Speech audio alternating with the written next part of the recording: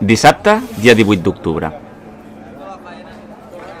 El Partit Popular d'Esplugues continua treballant per la nostra ciutat. Així, aquest grup municipal muntava una carpa informativa al mercat ambulant que cada dissabte és present a la Rambla Àngel Guimerà d'Esplugues. La veritat és que la gent està molt receptiva. Portem molts mesos fent carpes i la gent, per ara, ens pensàvem que potser amb el tema de la independència o estaria més reàcia, però no. La veritat és que la gent està molt propera, venen, pregunten, també pregunten sobre les notícies, vull dir que la gent està més pendent del que fan als mitjans que no pas el que es pot fer aquí a Esplugues, no?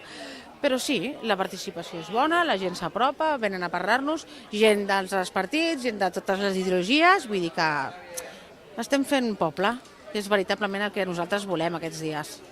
Està aquesta carpa, la següent i una altra, que vingui la gent i ens faci preguntes del que vulgui, i estem aquí per ells, bàsicament, com tots els partits polítics, suposo.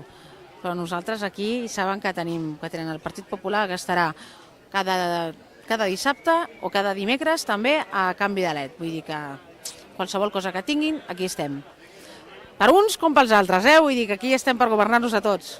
Les portes obertes del partit les tenen tant pels espanyols, catalans, americans, el que sigui.